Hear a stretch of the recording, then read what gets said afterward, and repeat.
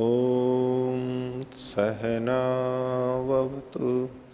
सहनौ भुनक्तु सह वीर्यं करवावहै तेजस्विनावधीतमस्तु मा विद्विषावहै।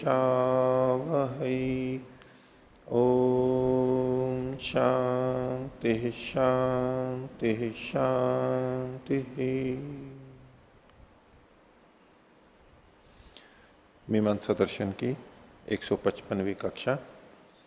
मीमांसा दर्शन के तृतीय अध्याय के द्वितीय पाठ का 11वां अधिकरण आज चलेगा।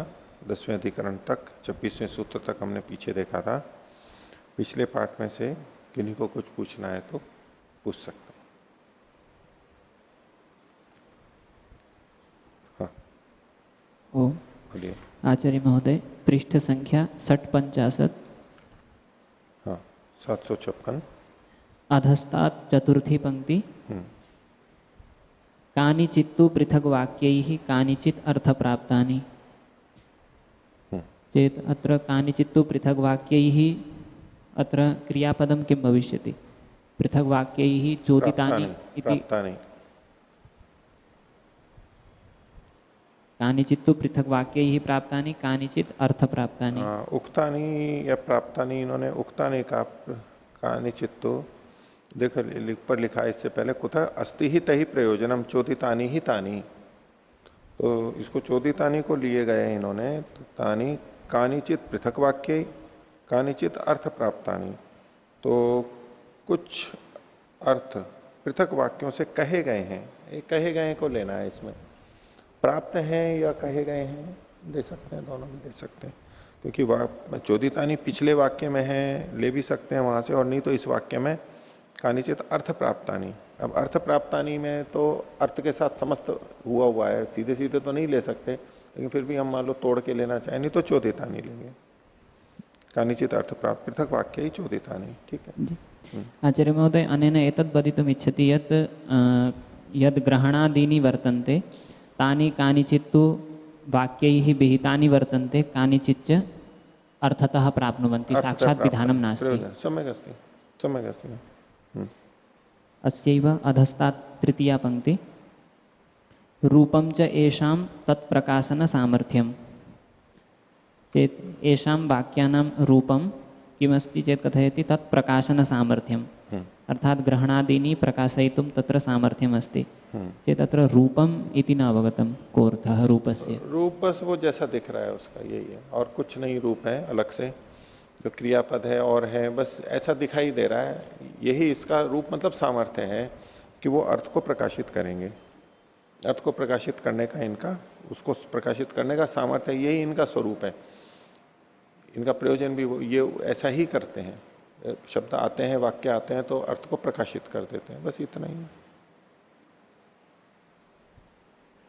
और कोई बोलिए। पृष्ठ संख्या 752 पे 752 भाष्य की नीचे से 5वीं पंक्ति के अंत से जो सिद्धांति का वचन है, आह एवमपि भिद्येत वाक्यम विशेषण विशेषणाभ्याम विशेष्याणाम युगपद वचन असंभवात। तो इसमें हमने पिछली कक्षा में इस तरह से इसका अर्थ देखा था कि जो वाक्यों में विशेषण विशेष्य भाव हमें यहाँ पर नहीं देखना है, इसलिए ये युगपद वचन होने से और विशेषण विशेष्यों का संबंध नहीं बन पाएगा, इस कारण से वाक्य भेद होगा।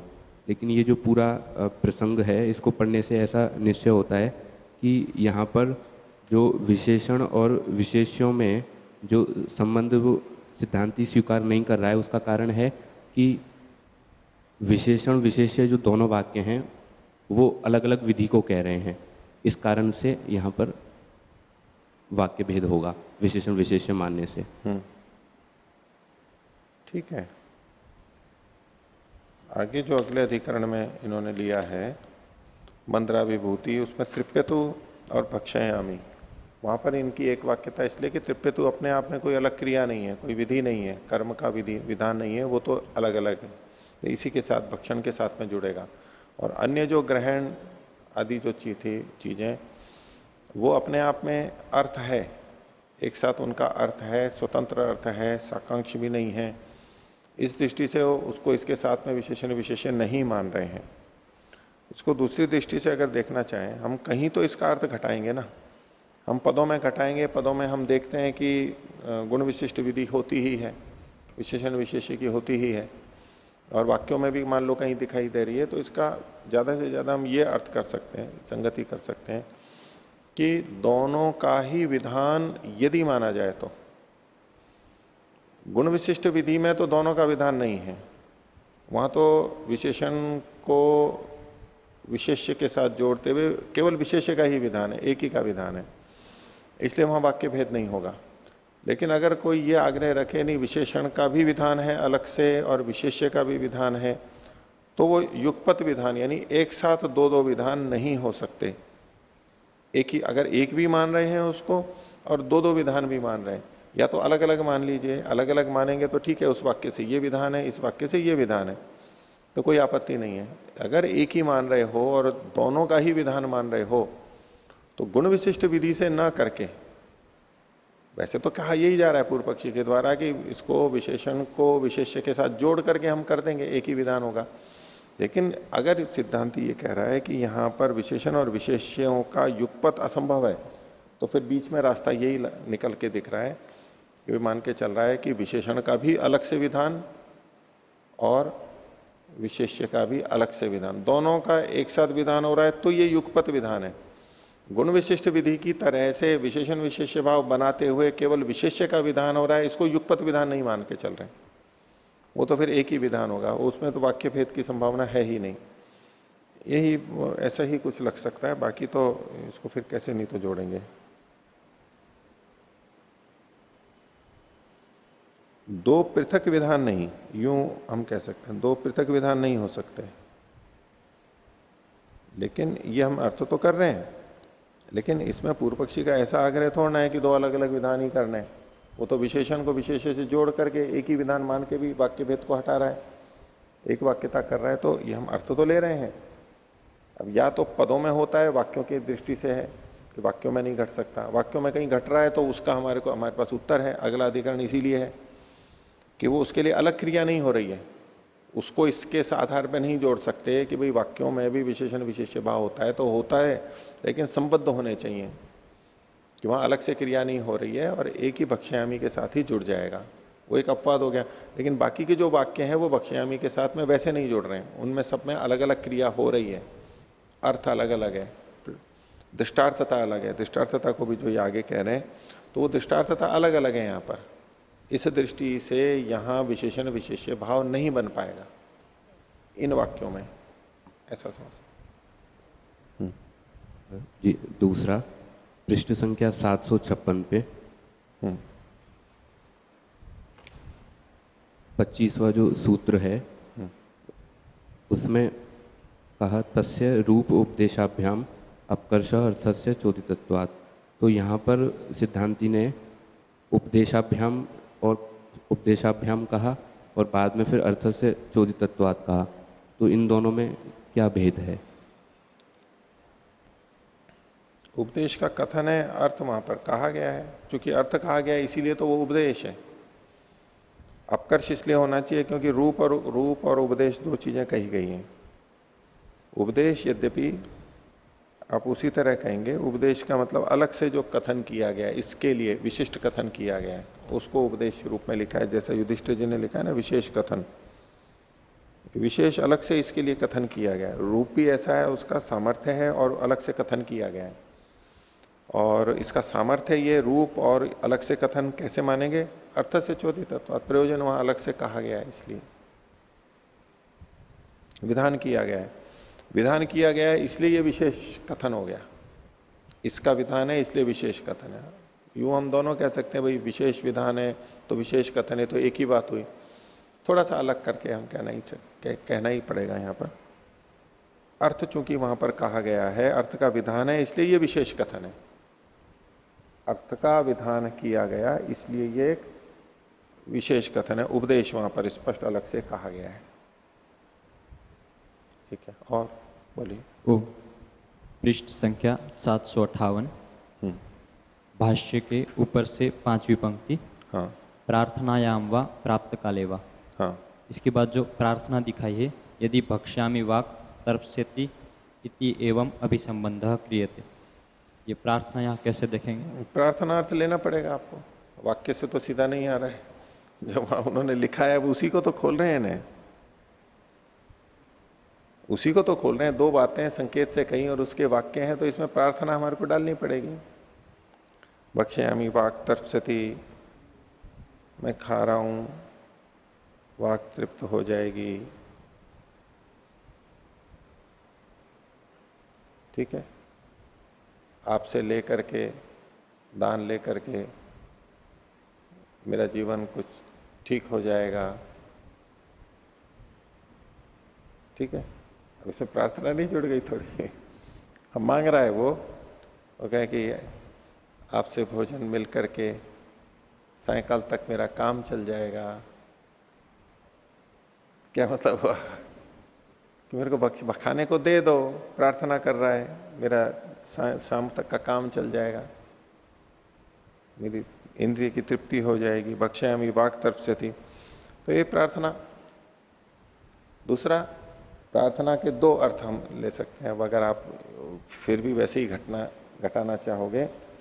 एक तो हम दूसरे से मांगते हैं, उसको प्रार्थना कहते हैं, मुझे ये दीजिए, मुझे ये दीजिए। और अनवर्थता की दृष्टि से कहें प्रअर्थना, अर्थना मतलब चाहना, प्रकर्ष चाहना। अब दूसरे से नहीं मांग रहा है वो, प्रार्थना है, वो प्रकर्ष इच्छा है, प्रकर्ष रूप से इच्छा है। तो क्या भक्ष्यामि वाक् तर्प्स्यति, मैं खाऊंगा, मेरी जिह्वा तृप्त हो जाएगी, ये वो अपनी विशेष इच्छा को व्यक्त कर रहा है। प्रार्थना हो गई ना, प्रार्थना हो गई, दूसरे से मांगने की उसमें नहीं, प्रकर्ष कामना। अब इसको दूसरे के से मांगने के साथ भी हम जोड़ते हैं कि व्यक्ति दूसरे से कब मांगता है?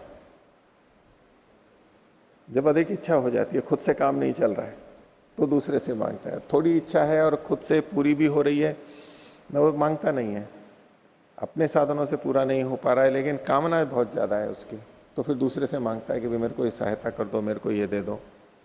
तो ठीक है, प्रार्थना इस रूप में आप घटा लीजिए, प्रकर्ष इच्छा के रूप में अगर लेते हैं तो।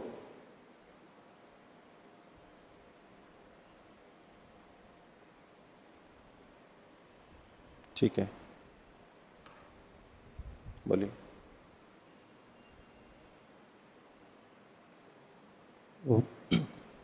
तेरी पृष्ठ संख्या 758, सूत्र 26, भाष्य की प्रथम पंक्ति। हाँ, तृप्तिर भक्षण विशेषणत्वेन विधीयते, भक्षयामि वाक् तर्प्स्यति इति।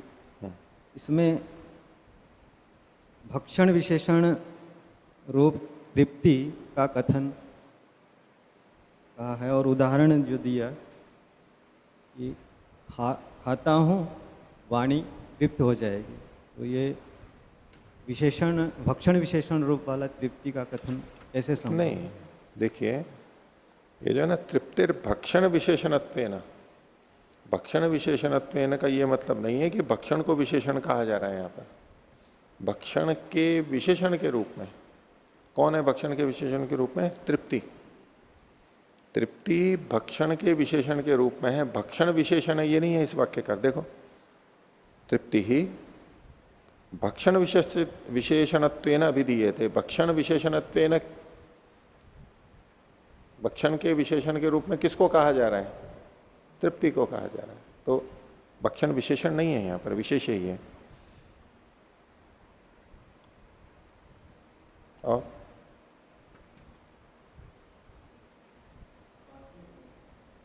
पांचवी पंक्ति, हाँ माइक चला के रखिए। यदि भक्षयामि वाक् तर्प्स्यति एवं अभिसंबंधः क्रियते, ये वाक्य समझ में? वही बात है, यदि भक्षयामि वाक् तर्प्स्यति इत्येवं अभिसंबंधः क्रियते, वाक्य में हमने संबंध क्या बनाया? ये जो है, ये जो दो वाक्य थे, ऊपर मंत्राभिभूति, तो उसमें एक वाक्य में तो तृप्यतु है और दूसरे में भक्षयामि है। इनका आपस में संबंध कुछ बनाया, देखा है, कारण कार्य की दृष्टि से, विशेषण विशेष्य की दृष्टि से जो संबंध है उसी को कथन है। जो बात ऊपर आप पूछ रहे थे बक्ष्यामी वाक् तर्प्स्यति, उसी को यहां पर कहा जा रहा है कि अगर हम ऐसा संबंध बनाते हैं वाक्यों का, बक्ष्यामी वाक् तर्प्स्यति इत्येवम अभी संबंध क्रियते, एक बात। और यदि वह बक्ष्यामी वाचस्तृप्तुम प्राप्त काल इति, मैं खा रहा हूं, वाणी को तृप्त करने का काल आ गया है, ठीक है, अब खुश होने की का समय आ गया है, ऐसा बोल देते हैं। आज वेतन मिलेगा, मैं खुश होऊंगा, मैं वेतन लूंगा या वेतन मिलेगा और खरीदारी करूंगा, वेतन मिलेगा खरीदारी करूंगा। क्या कि वेतन मिलेगा, वेतन मिल रहा है, अब खरीदारी का समय आ गया है, दोनों तरह से कथन कर सकते हैं ना। ऐसे यहां पर है भक्ष्यामी, खाऊंगा, खाता हूं, वाणी को तृप्त करने का समय आ गया है। तो यदि वह भक्ष्यामी वाचस तृप्तुम प्राप्त काला, ये विवक्षा है, वक्ता इस तरह भी उसको जोड़ सकता है। ये दो बातें यहां पर इन्होंने कही। इससे तेना विशेषण विशेष्य भावात एकार्थतायाम एक वाक्यत्व मंत्रैक्यम उपपद्यते, ये हेतु दे दिया है। इसके कारण से विशेषण विशेष्य भाव होने से इनमें परस्पर, चाहे इस तरह करो चाहे उस तरह से करो, दोनों ही तरीके से इनमें विशेषण विशेष्य भाव प्राप्त हो रहा है। उसके कारण से एकार्थता हो रही है और इसलिए एक वाक्यत्व हो रहा है और इसलिए मंत्रैक्य उपपन्न हो रहा है, सिद्ध हो रहा है। ये पूरा हेतु इन्होंने प्रस्तुत कर दिया। बोलो।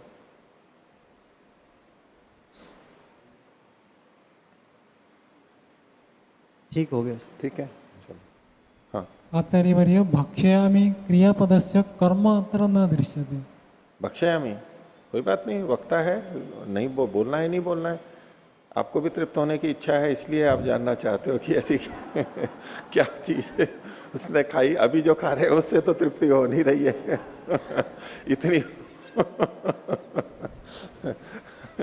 ये वैसे तो सोम से संबंधित बात है, याग से संबंधित, पर उसका कोई विवक्षा नहीं है ना, उसका कोई मूल प्रयोजन नहीं है यहाँ पर।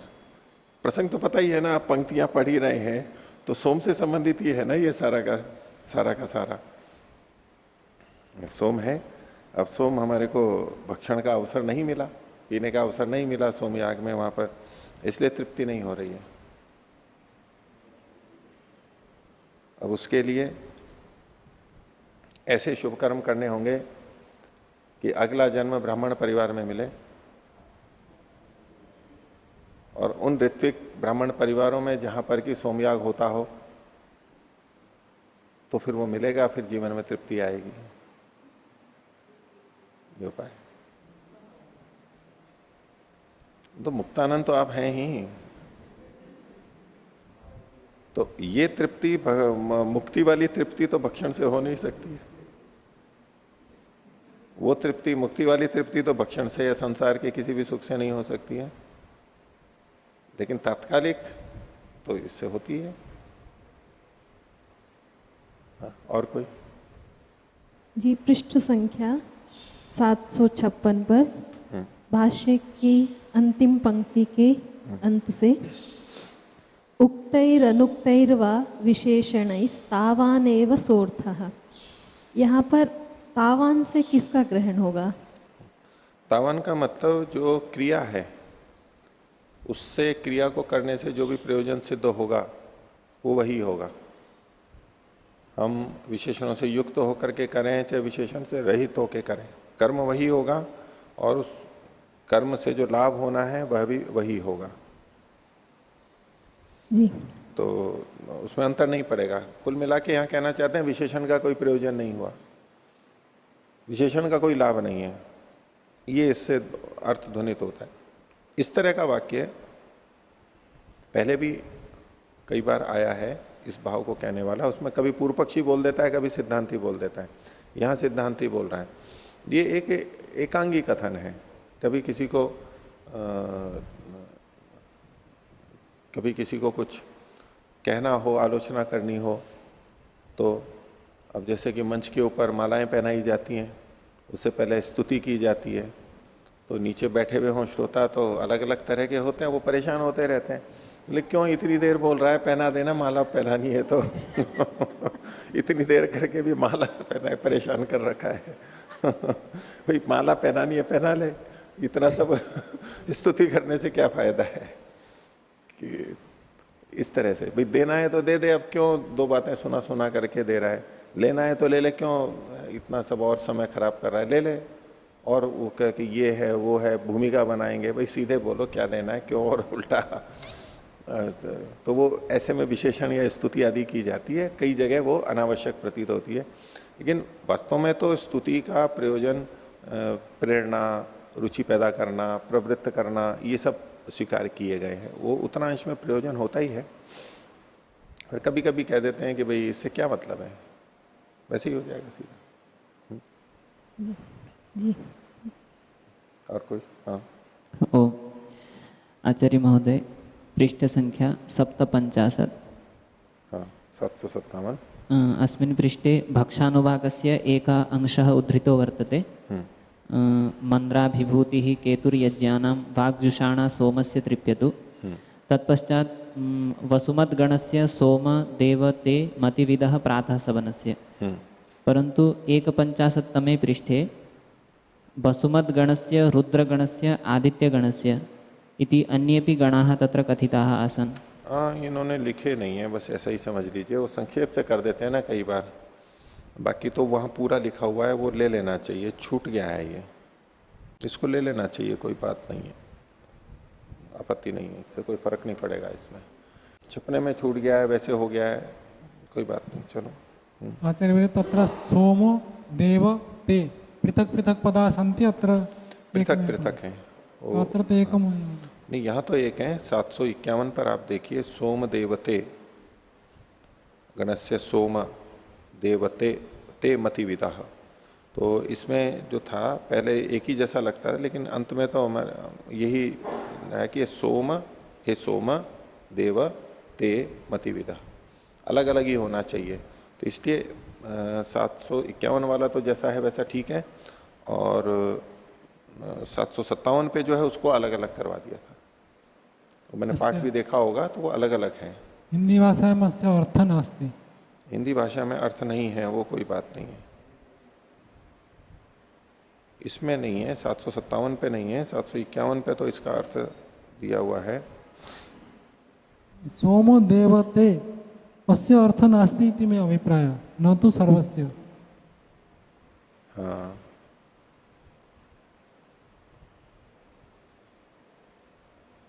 यजमानों की मतियों को जानने वाले मतिविदा,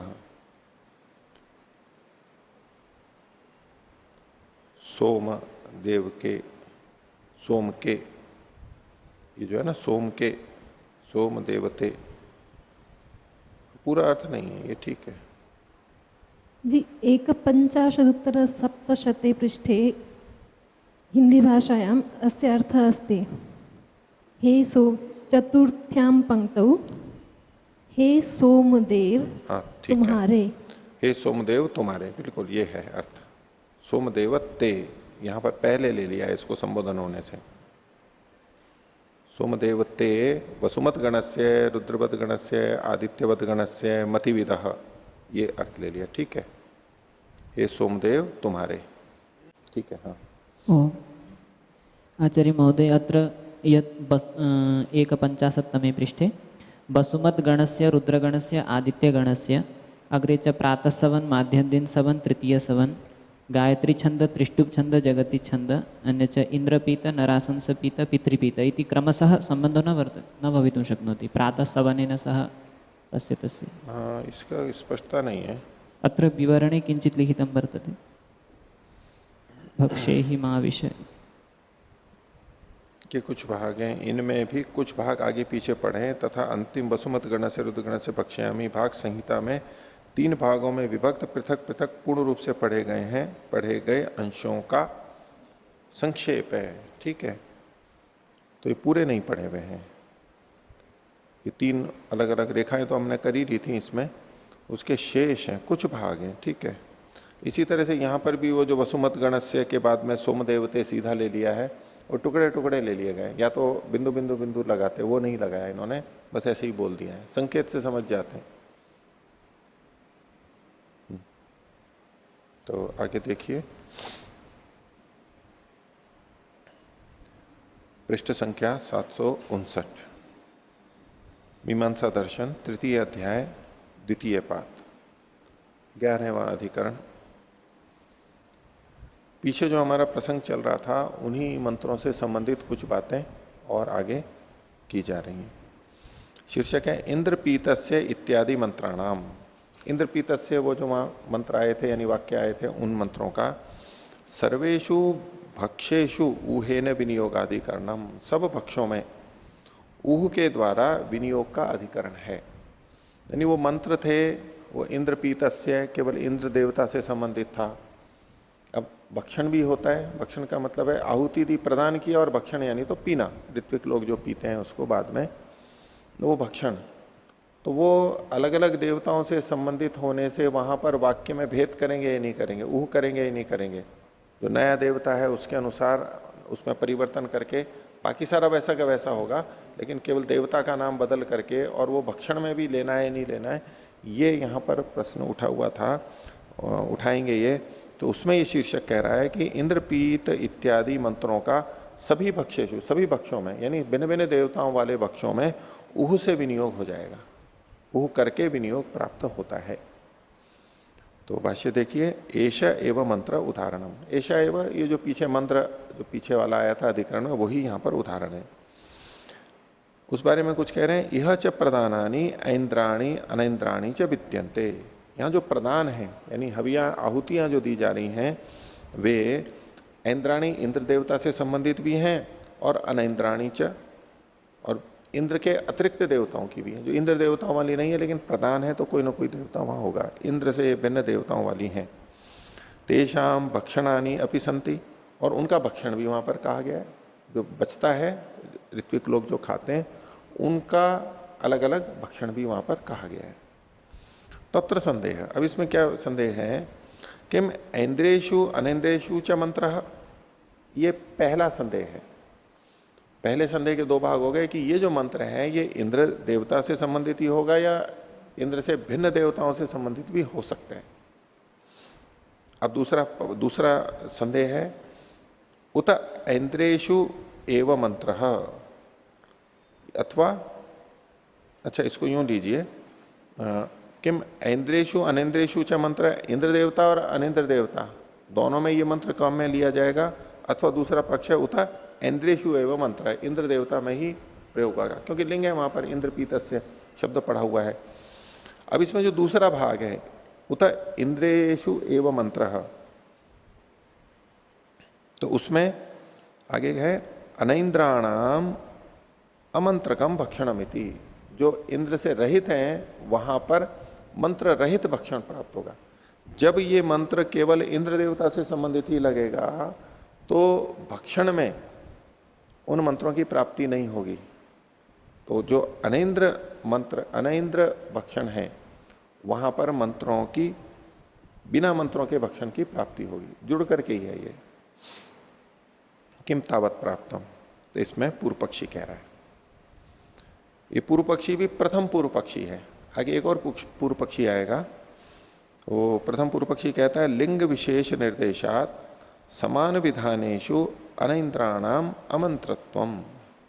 लिंग विशेष का निर्देश होने से, लिंग विशेष का निर्देश मतलब इंद्रपीतस्य, ये इंद्र देवता से संबंधित कथन होने से, और समान विधानेशु, यहां पर समान विधान है उनके। समान विधान का मतलब हुआ कि एक ही जगह पे वहां पर इन भी हवियों का विधान है, उनका भी विधान है, एक ही जैसा विधान है उन जगहों पर, यानी प्रकृति में ही जो कथन किए जा रहे हैं सब वो समान विधान हो गए। प्रकृति में विधान है और फिर विकृति में विधान है, ये असमान विधान की दृष्टि से। तो यहां एक ही जगह पर विधान किए जा रहे हैं प्रकृति में, ये समान विधान हुआ। तो समान विधानेशु अनैन्द्राणाम अमंत्रत्वम, उनमें जो इंद्र देवता से संबंधित नहीं है, अन्य देवता हैं, उनका अमंत्रत्व समझना चाहिए, मंत्र का प्रयोग वहां पर नहीं किया जाना चाहिए। भाष्य में यही बात कही, अनैन्द्राणाम अमंत्रकम भक्षणमेति, इंद्र देवता से भिन्न जो है उनमें मंत्र रहित भक्षण करना चाहिए। कुतः, क्यों? समान विधानानि एतानि प्रधानानि, ये जो प्रधान हैं ये समान विधान वाले हैं।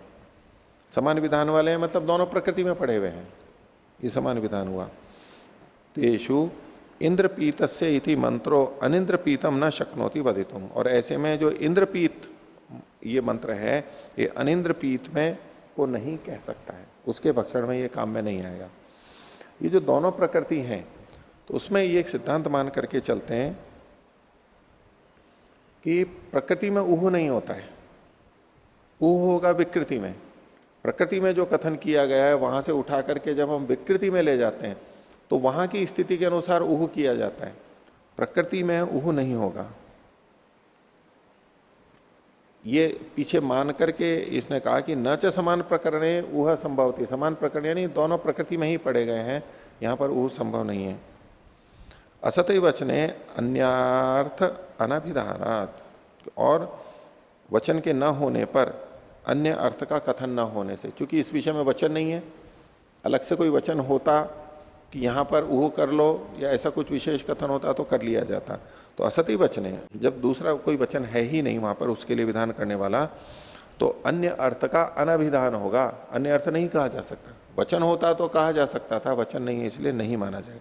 तस्मात् अमंत्रकम भक्षणम एवं जातीय केशु इति, इस प्रकार के इसमें बिना मंत्र के ही भक्षण करना चाहिए। आगे 28वां सूत्र, यथा देवतम वा तत्प्रकृतत्व ही दर्शयति। ये पक्षांतर है, ये पक्षांतर है मतलब पूर्व पक्षी से भिन्न पक्ष है, ये पक्षांतर में पूर्व पक्षी दूसरा है, अब ये सिद्धांति नहीं है। कहता है यथा देवतम वा, जैसे जो जो देवता हो उस देवता के अनुरूप वहां पर ऊह कर लेना चाहिए। तत्प्रकृतत्व ही, क्योंकि वो वहां पर प्रकृति के रूप में वहां पर दिखाया गया है। वो तत्प्रकृतत्व ही मतलब जो इंद्र की हवि है, इंद्र देवता वाली जो है उसको प्रकृति के रूप में कहा गया है। तो ये जो दूसरे हैं इसको ये विकृति के रूप में देखते हुए कि यहां पर ऊह किया जा सकता है, तो तत्प्रकृतत्व ही दर्शयति। वो जो इंद्र देवता वाली हवि है उसका प्रकृतित्व यहां पर दिखाया गया है, उससे पता लगता है कि यहाँ ये दूसरे हैं, ये विकृति हैं, तो यहां ऊह कर लिया जाना चाहिए। कैसे है वो बताएंगे भाष्य में। अथवा यथा देवतम ऊहेन लक्षयितव्यम, जो देवता हो उस तरह के अनुसार ऊह लक्षित कर देना चाहिए। तो भाष्य में ये कहा अथवा यथा देवतम ऊहेन लक्षयितव्यम, वह पूर्व पक्षी को हटा रहा है, देवता के अनुसार वहां ऊह कर लेना चाहिए। अकस्मात, क्यों करना चाहिए? ध्रुव चमसा ही प्रकृति भूता, वहां पर जो ध्रुव नाम के चमस हैं स्थिर जो रहते हैं, सदा रहते हैं, वो प्रकृति भूत हैं, यानी दूसरे जो है वो विकृति भूत है, ये कहना चाहता है। पूर्व पक्षी जो पहला वाला पूर्व पक्षी था वो इन सबको प्रकृति में वर्णन मान करके कह रहा था कि यहां पर ये तो प्रकृति है, समान कथन है इनका, इसलिए यहां पर ऊह नहीं होना चाहिए। ये कह रहा है कि नहीं, इसी में भी, इस प्रकृति याग में भी जो ध्रुव चमस हैं वो तो प्रकृति भूत हैं और बाद वाले चमस हैं जो विकृति भूत हैं, इसलिए वहां पर ऊह कर लेना चाहिए। तो ध्रुव चमसा ही प्रकृति भूता। प्रथम पूर्व पक्षी पूछता है कि के पुनर्ध्रुव चमसा, ये ध्रुव चमस यहां पर कौन से वाले हैं? ध्रुव मतलब तो स्थिर है, जैसे हमेशा रहने वाले हैं। कौन से?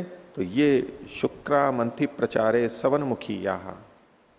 चमस वो एक पात्र होते हैं, चौकोर से होते हैं, जिसमें सोम रखा जाता है और देवता के लिए आहुति दी जाती है। ग्रह पात्र में भी रखा जाता है, और चमस होते हैं वो चौकोर से आयताकार होते हैं और उसे पीते भी हैं वो। तो शुक्र और मंथी प्रचारे, शुक्र ग्रह और मंथ ग्रह और चमस होते हैं, उनके प्रचार में, व्यवहार में जो होते हैं, जो सवनमुखिया होते हैं, सवन में प्रारंभ में रखे जाते हैं, वो सवनमुखी होते हैं। इंद्रास्ते भवंती, और वो इंद्र देवता वाले ही होते हैं, जो प्रारंभ वाले होते हैं सवनमुखी है, शुक्र मंथी प्रचार में ये इंद्र देवता वाले होते हैं। तेषाम प्रकृति भूतम प्रधानम विकृति भूतानी अन्यानी, तो उनका प्रकृति के रूप में प्रदान होता है, उनके द्वारा जो दिया जाता है वो उसकी प्रकृति हो गई। यद्यपि याग पूरा प्रकृति याग है, लेकिन उस प्रकृति याग में भी जो कुछ कर्म किए गए हैं उसमें पहला वाला है वो प्रकृति हो गया और बाद वाले उसकी विकृति कहलाएंगे, ऐसा मान करके कथन है। विकृति भूतानी अन्यानी। तो पूर्व पक्षी प्रथम पूछता है कि कथम अवगम्य थे, ये कैसे जान लिया कि प्रकृति भूत है इसमें और ये विकृति भूत है? तो कह रहा है तत्प्रकृतित्व ही दर्शयति, शास्त्र उसके प्रकृतित्व को बताता है, इससे हमें पता लगता है। कैसे, कथम, तो ये द्वितीय पूर्व पक्षी बोला है, अनुष्टुप छंदस इति षोडशिनी अतिरात्रे मंत्र भक्षम नमति इति। अनुष्टुप छंदस इति, अनुष्टुप छंदस इसको विपरीत अल्प विराम में ले सकते हैं। ऐसा षोडशिनी अतिरात्र में, अतिरात्र जो संस्था है उसमें षोडशिनी में भक्ष्य मंत्र को नमति, नमन कर देता है, झुका देता है, बदल देता है, परिवर्तित कर देता है, सामंजस्य बना देता है। तो किमत्र दर्शनम, यहां पर कैसे देखा आपने, क्या दिखाई दिया? बोले नमति इति विपरिणामम दर्शयति। नमति का मतलब है परिवर्तित कर देता है, विपरिणाम को प्राप्त हो जाता है। ये उहु का मतलब हो गया। नमति विपरिणामति मतलब उहु कर लेता है। अनुष्टुप छंद, यहां इन्होंने युधिष्ठिर जी ने लिखा है कि वहां प्रकृति में जो है वो गायत्री छंद होता है, लेकिन यहां पर ये अनुष्टुप छंद को लेकर के आ रहा है, तो ये उहु किया गया है। यद्यपि यहां गायत्री छंद युधिष्ठिर जी ने लिखा है, लेकिन आप 782 पृष्ठ पर, हम अभी आगे यही विषय चलेगा, 782 पृष्ठ पर, वहां पर भाष्यकार ने जगती छंद लिखा है। ये देखिए 782 पर दूसरी पंक्ति, तृतीय सवनत्वात्, दूसरी पंक्ति, तृतीय सवनत्वात् जगती छंदस इति प्राप्ते अनुष्टुप छंदस इति षोडशिनी भक्ष्य मंत्रम नमति इति समान विधाने अवकल्पते कल्प्यते। तो चूंकि इन्होंने जगती छंद लिखा है, इस दृष्टि से यहां पर हम, आप साथ में लिख लीजिए कि गायत्री छंद की जगह वहां जगती छंद होगा, अथवा तो कुछ और है जो हमें पता नहीं लग रहा है गायत्री छंद इन्होंने क्यों लिखा है। उदयवीर जी ने भी यहां पर इन्हीं के अनुसार गायत्री छंद ही लिख रखा है। तो जो भी है, नहीं, अनुष्टुप छंद तो उह करके आएगा। प्रकृति में क्या था, प्रकृति में गायत्री छंद है या जगती छंद है, ये एक थोड़ा सा हमारे को लग रहा है, क्योंकि मूल में तो जगती छंद वहां पर इसी प्रसंग में कहा गया है। तो ये उहु का था, उहु का नमति विपरिणामम दर्शयति। अब देखिए नमति शब्द का प्रयोग इन्होंने किसके लिए किया? परिणमन के लिए, उहु के लिए। अब वैसे हम नमन का मतलब तो झुकना बोलते हैं, झुकते हैं। तो कोई व्यक्ति सामने से आया और हम झुकते हैं, तो हमारी जो स्थिति है उसमें हम परिवर्तन करते हैं ना, विपरिणाम को प्राप्त होते हैं, थोड़ा सा उसके अनुकूल होते हैं, उह कर लेते हैं। कोई वो आया है, वो आए हैं तो हम खड़े हो जाएंगे या झुकेंगे, प्रणाम करेंगे, नमस्ते करेंगे, कुछ हमने बदलाव किया, ये नमन किया है। तो नमन वही कर सकता है वास्तव में, जो होता है नमन, उसमें जो अंदर से बदलता है। पहले अपनी मस्ती में है, चल रहा है, खा रहा है, पी रहा है, जो भी है, कोई आया तो उसके आने के बाद में हमारे में जो कुछ परिवर्तन आया उसके अनुसार हम कर रहे हैं, ये वही तो हो गया। हम अपनी स्थिति में नहीं है अभी, हम अपने आप अकेले जैसे रहते हैं, वो उसको छोड़ करके वो आए हैं तो उनके अनुरूप क्या शिष्टाचार है उसमें नमन करते हैं, अभिवादन करते हैं, या उसी तरह से बैठते हैं, उठते हैं। ये जो हम अंदर परिवर्तन करते हैं, उहु हो गया ना, स्थिति के अनुसार विपरिणाम होता है। नमति मतलब विपरिणामति, बदलाव करता है। और जो नमन करता है वो टूटता नहीं है, जो वो टूटता नहीं है। जो विपरिणाम को प्राप्त हो जाता है, परिस्थिति के अनुसार बदलता है, वो टूटता नहीं है। उसके लिए जैसे कहा था ना कि घास होती है तो हवा आती है तो वो झुक जाती है, टूटती नहीं है। और पेड़ तना हुआ खड़ा रहता है तो तेज हवा आती है तो वो टूट जाता है या गिर जाता है। अब मजबूती की दृष्टि से तो देखा जाए तो घास कुछ भी नहीं है, लेकिन वो बची कैसे? छोटी भी थी, तनु भी थी, लेकिन वो मुड़ गई थी, इसलिए वो बच जाती है। तो ऐसा है, प्रजातियों के लिए भी कहा जाता है। संसार में वैज्ञानिक लोग इस तरह से कहते हैं कि जो प्रजातियां समय अनुसार बदल जाती हैं, अनुकूलन कर लेती हैं, परिस्थितियां, वातावरण, धूप, छाया, पानी, उसके अनुसार अनुकूलन कर लेती हैं, तो वो तो अपना अस्तित्व बना के रखती हैं। और जो नहीं बदल पाती हैं वो समाप्त हो जाती है, क्योंकि बदल नहीं पाती हैं, टूटना तो है ही उनको, फिर चल तो पाएंगी नहीं। तो इसलिए अब एक वाक्य बोल रहा हूं जो है उसके लिए, इसको कोई लोग गलत भी मानते हैं, और ये तो समय समय के अनुसार रंग बदलता रहता है, अवसरवादी है। जैसा अवसर आया वैसा बदल गया, जैसा किया, जैसा देश वैसा भेष और जैसा वो खाना पीना सब जैसा है उसको बदल देता है, वो अवसरवादी हो गया। जब जहां गए, जिस संस्था में गए, वैसा कार्यक्रम है तो वानप्रस्थ दीक्षा ले रखी है तो पीले कपड़े पहन के आएंगे, और किसी शादी वादी में जाना है तो सूट बूट पहन करके जाएंगे। शहर में जाना है तो शहर में तो ये चलेंगे नहीं, तो वहां पर और कपड़े पहन लेंगे, ऐसा। तो वो प्रसंगों की बात है, कुछ चीजें तो नहीं बदली जाती है, लेकिन कुछ चीजें बदली जाती हैं न, उसमें समय के अनुसार तो साधन और उसके अनुसार बदलना चाहिए। यही नमन है, यही नमन है। नमन के समय हम परिवर्तित होते हैं ना, इसलिए इन्होंने नमति को कहा था, नमति थी विपरिणामम दर्शयति। और ऊह यही तो होता है, परिस्थिति देख के देवता भिन्न है तो मंत्र में हमने परिवर्तन किया, वो बदलाव किया, लिंग का बदलाव किया, वचन का बदलाव किया।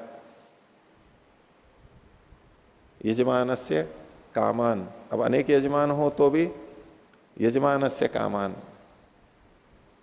है, तो यजमाना नाम नहीं, तो बोले नहीं जाति में प्रयोग कर रहे हैं हम तो।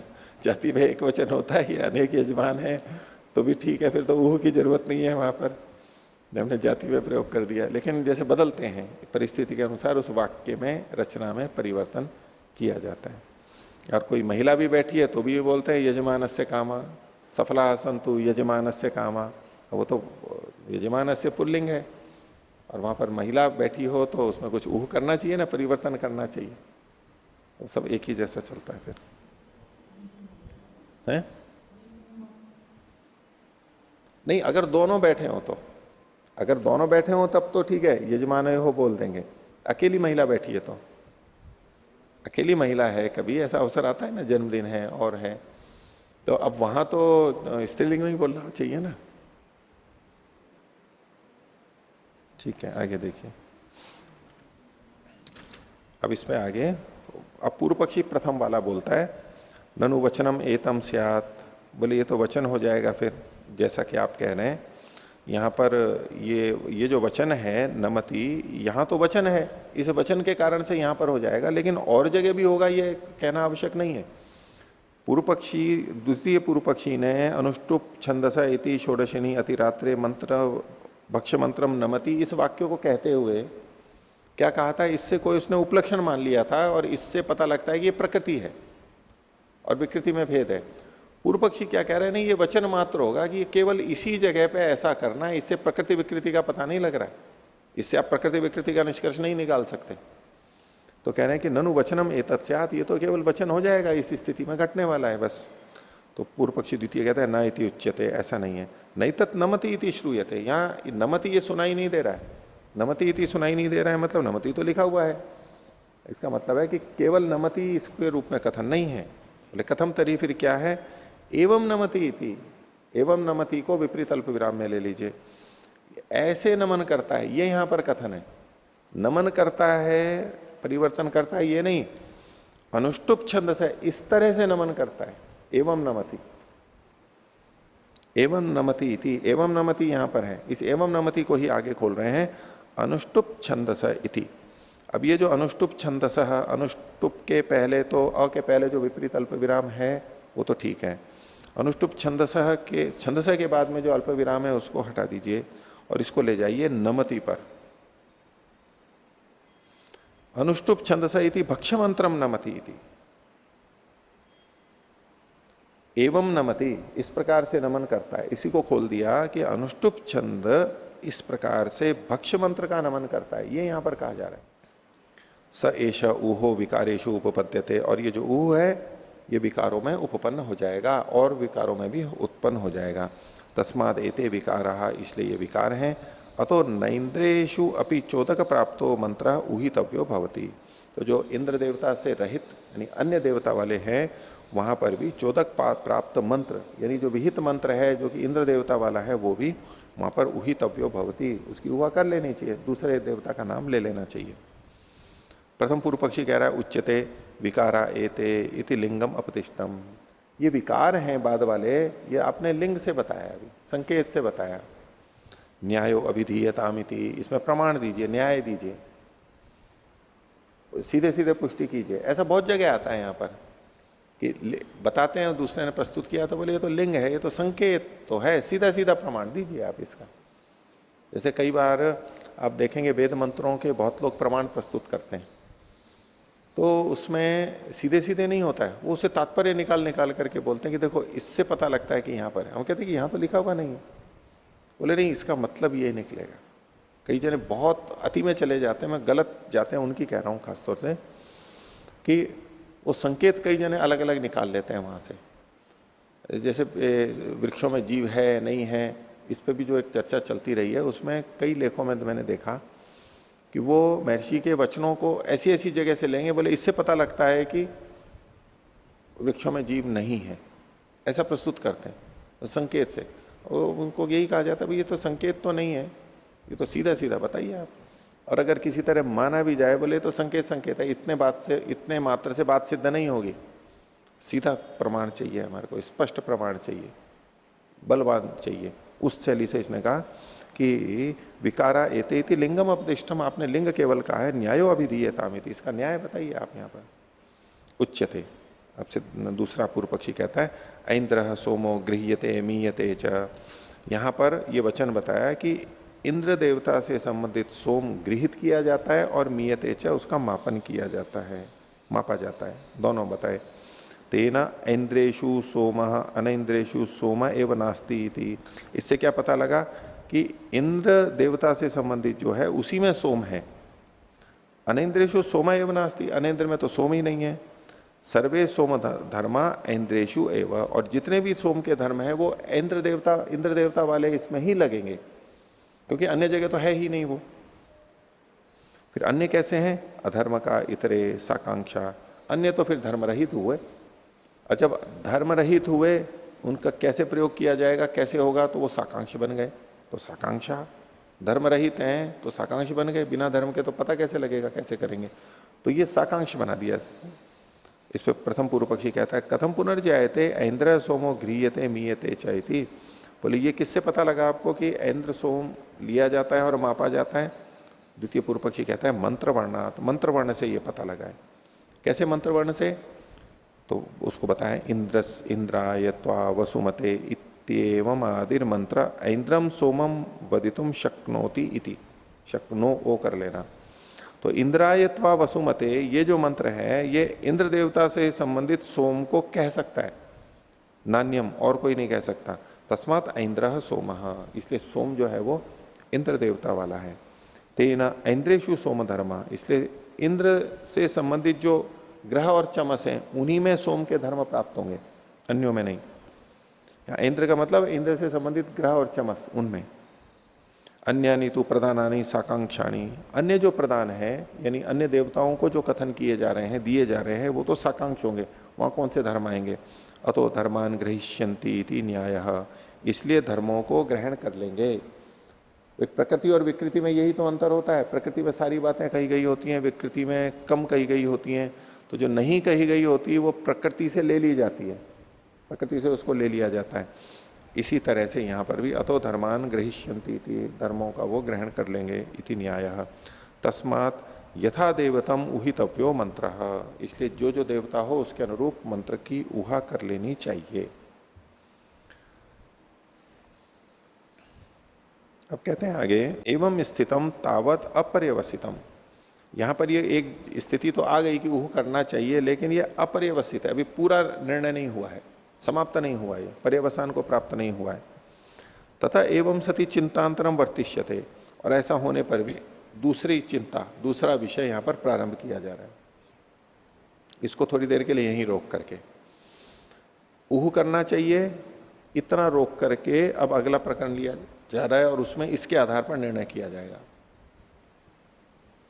तात्कालिक रूप से मान करके, अभ्युपगम से मान करके किया जाएगा।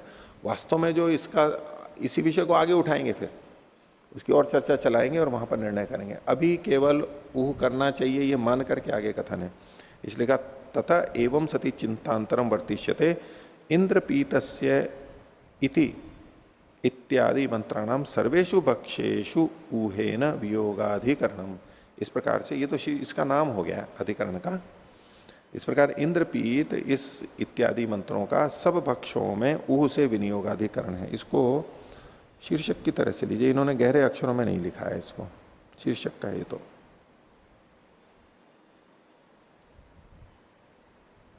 अधिकरण का नाम है ये। हो गया।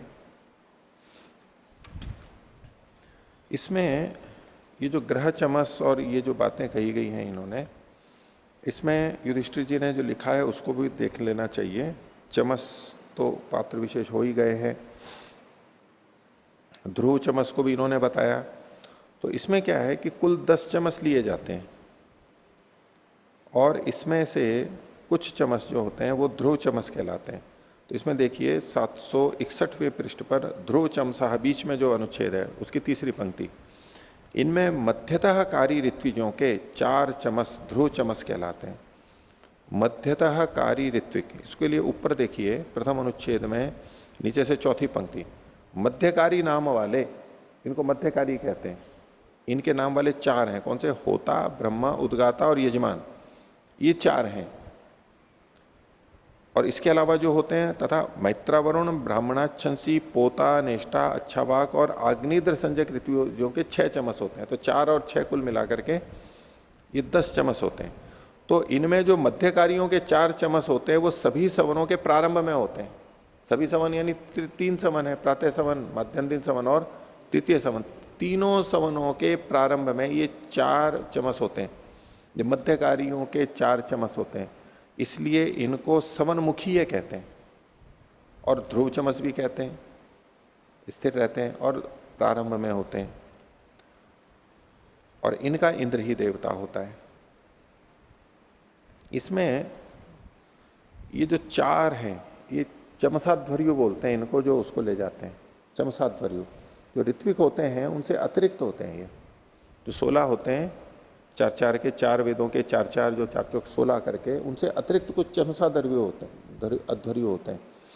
वो इन 4 के अलग तरह के होते हैं। उसमें अंतर क्या है कि ये जो मध्यताकारी हैं वो 4 होते हैं, इनके चमसाध्वर्यु मध्यताकारी होते हैं। ये क्या करते हैं, एक बार आहुति दे करके और भक्षण के लिए चमस को दे करके फिर हट जाते हैं। एक बार आहुति देंगे और फिर चमस को भक्षण के लिए प्रस्तुत करके और फिर निवृत्त हो जाते हैं। लेकिन अन्य जो चमसाध्वर्यु होते हैं वो आहुति दे करके और फिर जो शेष बचा है फिर उसमें फिर से आहुति लेते हैं, सोम को लेते हैं, द्रोण कलश से फिर लेते हैं और फिर दूसरे देवता के लिए आहुति देते हैं, दोबारा देते हैं। तो इसको, इस विषय आगे भी आएगा थोड़ा ये विषय। मध्यताकारी एक बार आहुति दे करके और बस बाकी जो बचा है वो अब भक्षण के लिए उनका होता है। दूसरे जो अध्वर्यु हैं वो एक बार आहुति देते हैं, फिर उसमें कुछ बचता है और फिर उस बचे हुए में द्रोण कलश से फिर और ले लेते हैं। द्रोण कलश वो एक बड़ा सा होता है पात्र जिसमें सोम का रस इकट्ठा छान छान करके रखा जाता है, फिर वहां से वो ले लिया जाता है। पात्रों में, चमचों में, बाद में ग्रहों में वो जो लिया जाता है वो थोड़ा थोड़ा ले लिया जाता है।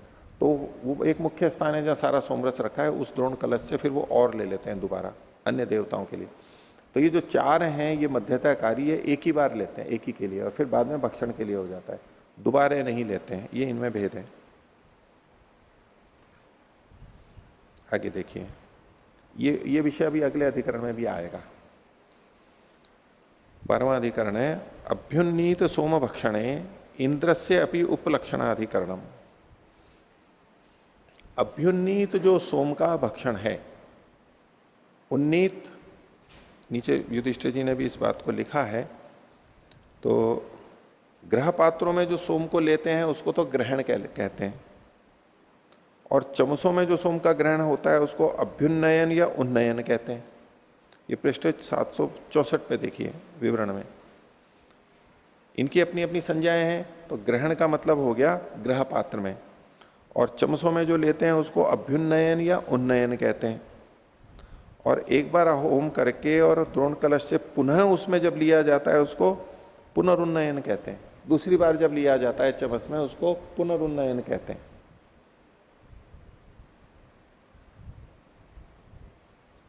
तो वापस आइए, तो अभ्युन्नीत सोम भक्षण है। अभ्युन्नीत का मतलब है अभ्युन्नयन, यानी चमस में जो सोम लिया जाता है उसको, उसका जब भक्षण है उसमें इंद्र का भी उपलक्षण समझना चाहिए। इंद्र से अभी उपलक्षणाधिकरणम। भाष्य देखिए, संति पुनरअभ्युन्नीता सोमा शुक्रामंथी प्रचारे एवं सवनमुखीया। बोले अभ्युन्नीत सोम है, यानी चमस में लिया हुआ सोम है।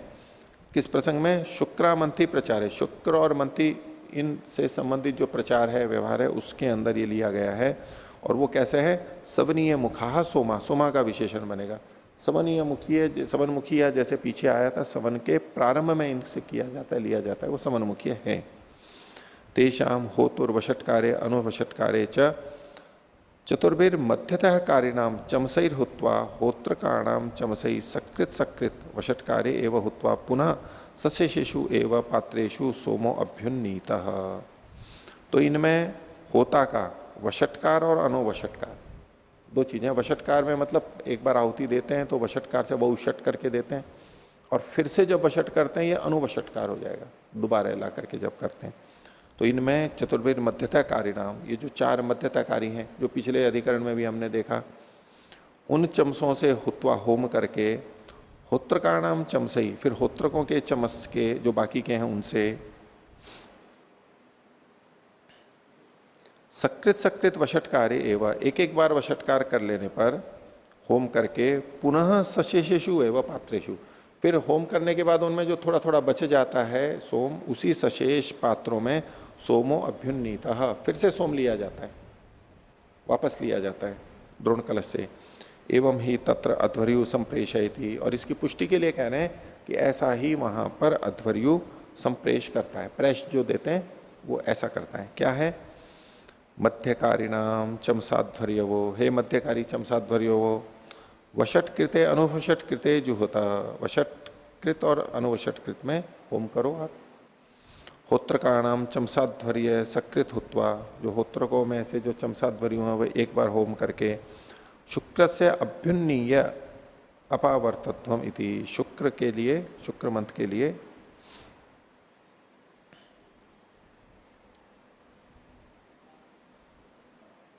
वषटकार करके शुक्र से अभ्युन्नीय, तीसरी संख्या में शुक्र द्रोण कलश से सोमा, शुक्र का मतलब द्रोण कलश में स्थित जो सोम है उसको शुक्र नाम से कहा गया।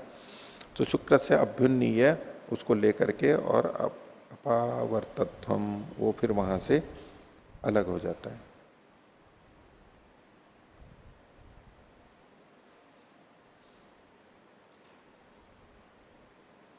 द्रोण कलश से अभ्युन्नयन करके अपावर्तत्व, फिर से लौट करके आओ, मतलब ले करके फिर से आओ, ये प्रयश वहां पर अध्वर्यु देता है।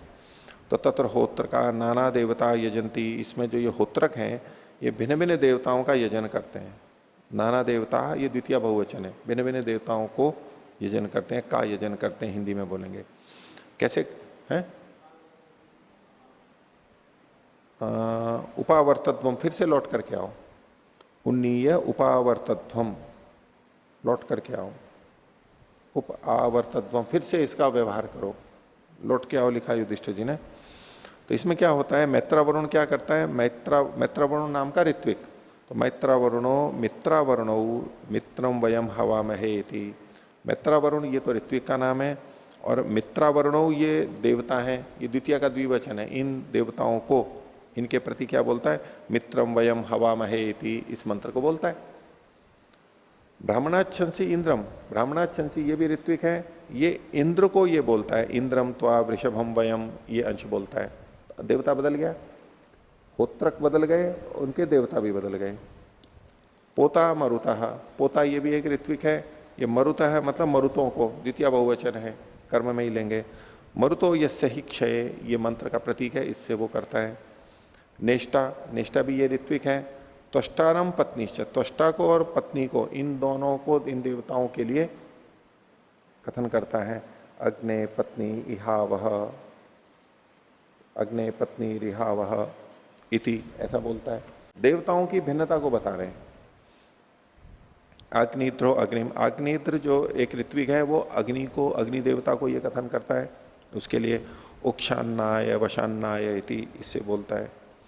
तो तत्र 23 चमसई पूर्वस्मिन वषटकारे इंद्र इष्ट, तो यहां पर 23 चमसई, उन चमसों के द्वारा, ये जो होत्रक थे इन्हीं के द्वारा, और उस चमस से पूर्वस्मिन वषटकारे, पहला जो उन्होंने वषटकार किया था उसमें इंद्र इष्ट था, इंद्र के लिए इष्टि की थी, इंद्र को हवि प्रदान की थी।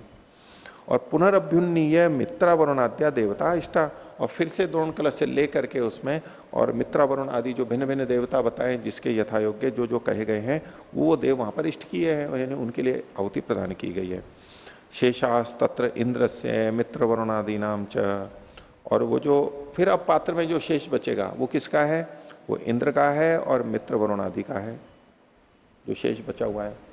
जैसे कि पहले चम्मच में लेकर के आहुति दी और कुछ बच गया, अब उस बचे में उन्होंने द्रोण कलश से और सोमरस ले लिया, अब फिर आहुति दे दी, अब फिर बच गया, तो अब ये जो बचा हुआ है वो किस किस का बचा हुआ है? वो जो इंद्र देवता था उसका भी बचा हुआ है पहले वाला, और बाद के जो जो देवता हैं उनका भी बचा हुआ है, दोनों का बचा हुआ है, ये कथन कर रहे हैं यहां पर। तो तत्र चमसई पूर्वस्मिन वशट, नहीं ये तो हो गया। शेषास तत्र इंद्र से मित्रा वरुण आदि नाम च, इंद्र के भी बचे हैं और अन्य मित्रा वरुण आदि के भी बचे हैं। अब इसमें संदेह है क्या?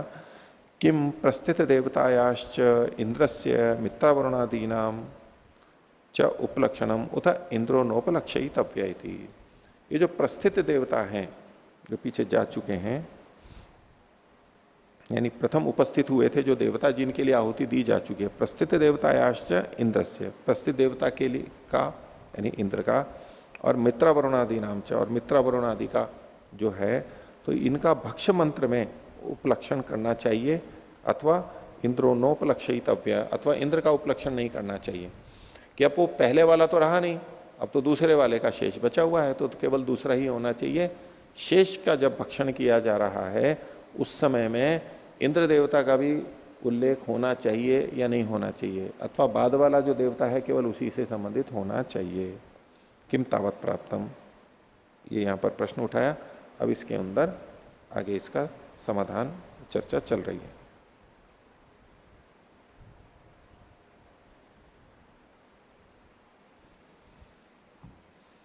तो यहां पर इंद्रपीतस्य तो मंत्र में लिखा हुआ है, जो भक्ष्य मंत्र था हमने पीछे देखा था। अब उस इंद्रपीतस मंत्र में इंद्र भी है और मित्रा वरुण भी है, तो इंद्र मित्रा वरुण पीतस्य ये ऊह हो जाएगा अगर दोनों देवताओं को ले लेंगे तो। इसमें 29वां सूत्र उत्तर पक्षी यानी सिद्धांति का है। पुनर्अभ्युन्नीतेषु सर्वेशाम उपलक्षणम द्विशेषत्वात्। ये जो पुनः अभ्युन्नीत होता है, दोबारा जब ले लिया जाता है सोमरस, तो सबका उपलक्षण होना चाहिए, द्विशेषत्वात्, दोनों का शेष उसमें बचा हुआ होने से। भाष्य पुनर्अभ्युन्नीतेषु सर्वेशाम उपलक्षणम, इस सूत्र का जो कतु अंश है, कस्मात द्विशेषत्वात्, ये हेतु भी सूत्र में जैसा कहा गया है वैसा का वैसा है। खोल रहे हैं, चमसे चमसे तत्र द्वयोः शेषः, हर चमच में वहां पर दो दो का शेष है, पहले वाले का भी और इस वाले भी। प्रकृतौ यस्य हुतम तत्शेषः तत्पीता इत्युक्तम, तो प्रकृति में जिसके लिए होम किया गया था उसका जो शेष है वो पिया गया, तो वो पीते हैं। यहाँ भी तद्वदेव वदितव्यम, यहां भी ऐसे ही कहना चाहिए। तस्मात् चमसे चमसे द्वयोः उपलक्षणम, हर चमच में दोनों का उपलक्षण करना चाहिए, उसको जोड़ करके ही लेना चाहिए। इस पर पूर्व पक्षी कहता है अपनयाद व पूर्वस्य अनुपलक्षणम, वो अपनय कर दिए, हट जाने के कारण से पहले वाले का उपलक्षण नहीं करना चाहिए, पहले वाले इंद्र देवता का वहां उल्लेख नहीं करना चाहिए, बाद वाले का ही करना चाहिए। क्यों? वो अपना कुछ हेतु प्रस्तुत करेगा पूर्व पक्षी। अपनीतम प्रस्थित देवताया शेषम मन्यामहे, प्रस्थित जो देवता था यानी प्रथम जो देवता था उसका शेष तो अब हट गया है ऐसा हम मानते हैं, क्योंकि उसका जो बचा हुआ था अब उसमें दूसरा डाल दिया। अब ये जो दूसरा है ये तो नए देवता के लिए हो गया पूरा, वो पहले वाले का बचा हुआ नहीं रहा है यहां पर। कुतः मित्रावरुणादिभ्य तत्पात्रस्थम अभ्याश्राव्यते, क्योंकि बाद में जो मित्रावरुण आदि के लिए उस पात्र में आश्रवण किया जाता है, ओश्रावय अस्तुश्रौषत, इस प्रकार के जो आश्रव प्रतिश्राव होते हैं, तो वो तो अगले देवता के लिए किया जा रहा है, अब पहला देवता का तो रहा ही नहीं यहां पर, इसलिए उसका ग्रहण नहीं करना चाहिए। कथम एतत्, तो पूर्व पक्षी कह रहा है, उसके लिए उदाहरण दे रहा है, मित्रावरुणादयो ही यजन्ते, मित्रावरुण आदि जो दूसरे देवता हैं उनका ही यहां पर यजन किया जा रहा है। इसके लिए एक लौकिक उदाहरण दे रहा है, तद यथा आचार्य शेषम देवदत्तो भुंजाना, भुंजानो यदि शेषम पूर्ण काय प्रयच्छति, पूर्ण को देवदत्तम उपलक्षयति, देवदत्त शेषम भुंजे इति न आचार्य शेषम। आचार्य ने खाना खाया, अब जो बच गया उसको देवदत्त ने खाया, देवदत्त शिष्य था, तो देवदत्त के लिए क्या कहा जाएगा? जो आचार्य के शेष को खा रहा है, जैसे हम यज्ञ शेष को खाते हैं ऐसे। वो परंपरा ऐसी ही थी कि भिक्षा लेके आते थे, आचार्य उसको लेता था, फिर जो बचा हुआ था होता था वो शिष्यों के अंदर बढ़ता था। तो आचार्य शेष को खा रहा है देवदत्त जो कि शिष्य है। अब उसने खाया, उससे भी बच गया, उसको सेवक खा रहा है, वो पूर्णक नाम है उसका। तो जो वो पूर्णक सेवक जो खा रहा है वो क्या कहा जाएगा? देवदत्त का शेष खा रहा है या आचार्य और देवदत्त का शेष खा रहा है? तो बोले देवदत्त का शेष खा रहा है, यही कहा जाएगा। क्योंकि जो आचार्य का शेष था वो अब देवदत्त पे चला गया, अब वो तो देवदत्त का हो गया, अब उससे बचा हुआ है तो वो कहलाता है कि देवदत्त शेषम भुंजयति ना आचार्य शेषम तस्मात् न प्रस्थित देवता इंद्र उपलक्षितव्य थी। जो प्रस्थित देवता है यानी इंद्र है उसका उपलक्षण यहां पर नहीं करना चाहिए।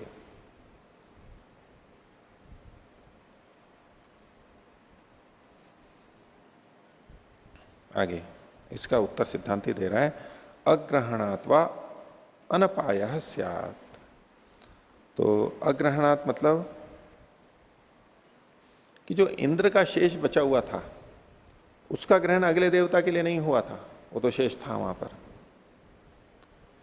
अनपायः स्यात्, और ये उसका अनपायते अपाय नहीं हो, हटाया नहीं जाए। क्योंकि जो इंद्र देवता का बचा था वो अब जो बचा हुआ है वो अगले देवता के लिए नहीं लिया गया था, वो शेष तो शेष ही था उसमें, अगले देवता के लिए वो अगला लिया गया था, अब उसमें से फिर और बच गया तो दोनों का शेष माना जाएगा, ऐसा सिद्धांत कह रहा है। भाष्य देखिए, न चैतत अस्ति इंद्रो नोपलक्षणीय थी, इंद्र का उपलक्षण नहीं करना चाहिए, ये बात ठीक नहीं है। क्यों? तस्यापि ही असौ शेष प्रत्यक्षम अवगम्यते, उसका भी शेष यहां पर प्रत्यक्ष पता है हमारे को, इंद्र का जो शेष था वो भी यहां पर बचा हुआ है। तो पूर्व पक्षी कहता है ननु अपनीता इति, वो तो हट गया था। इस पर सिद्धांत कह रहा है ना असौ अपनीयते, वो नहीं हटा है। क्यों? सकृत हुतांश चमसान अभी द्रोण कलशात गृह्णाति। तो एक बार से हुत चमसों में उनके लिए द्रोण कलश से वो ग्रहण करता है, यानी पहले का जो बचा हुआ है उसको द्रोण कलश से लेता है, उसको पूरा करता है। सशेष चमसो लक्षणम अन्यस्य उन्नीय मानस्य, ये जो अन्य के लिए लिया जा रहा है वो सशेष चमस है, यानी उसमें शेष है ऐसा वो चमस है, अकेला नहीं है। जो शेष चमस था यानी चमस और उसमें पहले की आहुति सोमयाग शेष, सोम रस शेष था, वो दूसरे के लिए लिया जा रहा है, ये केवल लक्षण है। न च चमसस्तो हो तुम उन्नीत प्रेषित होगा, और वो जो चमस में पहले से था और जो चमस में स्थित है वो होम के लिए ना तो ले जाया गया ना प्रेषित किया गया, उसका प्रेष वगैरह नहीं किया जाता है। पूर्व पक्षी कह रहा है यत्तु यक्षमाणा देवता प्रति आश्राविता इति, जो यक्षमाण देवता है उसके प्रति तो आश्रावण किया गया, और श्राव स्तुषौषत आदि जो कथन किए जाते हैं उसके लिए घोषित है। जो देवता आगे जिसका यक्षमाण है, जिसका के लिए आहुति दी जाएगी, उसका तो कथन कर ही दिया गया है। इस पे सिद्धांत कह रहा है उच्यते आश्राव्यते तत्र देवताभ्य न तो इदम व तदवा इति, वहां पर देवता के लिए है ये तो कहा जा रहा है, लेकिन इसमें से कौन सा भाग देवता के लिए है ये तो ना कहा जा रहा है। जो बचा हुआ था उसमें वो थोड़ा सा बचा हुआ है पूर्व देवता वाला, और नया ले लिया और अब वो रखा हुआ है, अब वो नए देवता के लिए उसको कहा कि इस देवता के लिए दिया जाएगा। तो पूर्व पक्षी ने तो कहा था ये देवता अगले देवता के लिए कथन कर दिया है। तो सिद्धांति कह रहा है कि उसमें तो दो बातें थी, पूर्व का शेष भी था और नया लिया हुआ भी था। तो ये थोड़ा ना कथन किया जा रहा है कि ये इसके लिए दिया, ये उसके लिए हो या इसके लिए ना हो, न तो इदम व तदवा थी। इससे क्या पता लगता है? तेना यद होतु गृहीतम तत् आश्रावितम इति गम्यते, होता के द्वारा जो लिया गया था नया वो ही केवल कहा जा रहा है। न च आश्रावण वेलायाम देवता भी संबंध, और जिस समय आश्राव करते हैं और श्राव आदि तो उस समय देवता के साथ संबंध भी नहीं करते। पूर्व पक्षी कह रहा था कि आश्राव आदि करते हैं तो देवता के साथ संबंध होता है, बोले उन वचनों में तो देवता का नाम नहीं लिया जाता है, तो उससे तो संबंध नहीं है। यद्यत देवता भी संबद्धम तत् आश्राव्यते, और जो जो उस देवता से संबंधित होता है केवल उससे संबंधित ही आश्राव किया जाएगा। तस्मात अस्ति इंद्र शेषो भक्षते च, इसलिए वहां पर इंद्र का शेष है और वो इंद्र का शेष भक्षते च, भक्षण भी किया जाता है अलग से और उसमें उहु करके किया जाता है। अतः सर्वेशम उपलक्षणमिति, इसलिए ये सबका उपलक्षण करेगा, जहां जहां जो होगा उसको किया जाएगा। आगे कहा कृत्वा चिंतईशा, ये जो चिंता की गई यानी चिंतन किया गया, ये चिंता मतलब यहां चिंतन है, वो परेशानी वाली बात नहीं है। और वैसे चिंतन करते हैं तो कुछ चिंता तो हो ही जाती है ना, चिंतन के साथ चिंता तो जुड़ी हुई रहती है ना, उसको कारण कार्य भी जोड़ सकते हैं। चिंता होती है तभी चिंतन करते हैं, अगर चिंता नहीं हो तो चिंतन करते हैं क्या? वैसे ही आराम से कुछ ना कुछ तो चिंता होती है, भाई इस पंक्ति का अर्थ नहीं घट रहा है, तो चिंतन करने लगता है। भाई ये बात मेरे जीवन में क्यों नहीं आ रही है, वो चिंतन करने लगता है। भाई क्यों नहीं आ रही है, तो ये चिंता तो बनी ना कुछ ना कुछ तो बनेगा ही ना, चिंता होगी तभी तो चिंतन होगा। तो ये कहते हैं कि कृत्वा चिंता ऐशा, ये जो है, ये यहां कृत्वा चिंता का मतलब तो ये है, ये अभ्युपगम से मान करके, ऊहू को मान करके ये चर्चा की गई है कि ऊहू करना चाहिए। पीछे जो अधूरा छोड़ दिया था, समापन नहीं हुआ था, उसको मानते हुए यहां पर कथन किया जा रहा है। इसलिए कहा कृत्वा चिंता ऐशा, नात्र प्रयोजनम वक्तव्यम, यहां प्रयोजन बताने की जरूरत नहीं है, ये तो हम केवल चर्चा कर रहे हैं। पूर्वाधिकरण से एवं एतत् प्रयोजनम अवधार्यम, पूर्व अधिकरण का जो प्रयोजन है वो यहां पर भी समझ लेना चाहिए, अलग से कोई प्रयोजन नहीं है। अब पीछे वहां जो छोड़ा था उसको आगे बताएंगे। इति अभ्युन्नीत सोम भक्षणे इंद्र से अपनी उपलक्षणाधिकरणम, अभ्युन्नीत जो सोम का भक्षण है उसमें इंद्र का भी उपलक्षण होगा, यानी इंद्र देवता का नाम भी आएगा।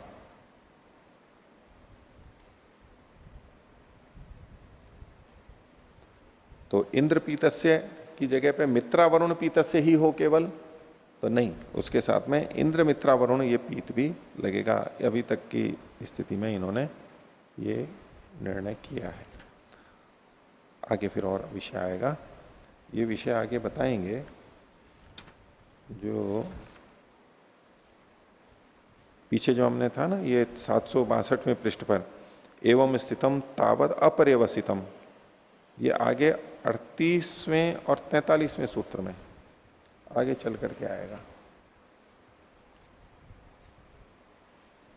38वां प्रकरण ये देखिए, 781वां पृष्ठ, ये जो इसमें इन्होंने लिखा ना, स्थिताद उत्तरम उच्यते, पहले जो स्थित करके आए थे उसके बाद में ये कहते हैं 38वां सूत्र, ये वो वाला पीछे का छूटा हुआ है। स्थिताद एवं स्थितम तत् अपर्यवसितम, वो स्थित से लेके यहां उठा करके इन्होंने इसको किया है। एक तो ये 37 हो गया, और दूसरा देखिए 43वां सूत्र, ये जो 786वें पृष्ठ पर ये उपसंहार के रूप में जो लिखा हुआ है, सर्वेशम वैक मंत्रम ऐतिशायनस्य भक्तिपानत्वात् सवनाधिकारो ही, ये जो यहां अंत में जाकर के निर्णय किया, ये द्वितीय पाद यहां पर समाप्त भी हो जाएगा। तो इन दो सूत्रों के अंदर इसका समापन वहां जाकर के निष्कर्ष के रूप में दिया है, उसको वहीं पर देखेंगे। आज का पाठ इतना ही रखते हैं। प्रणव।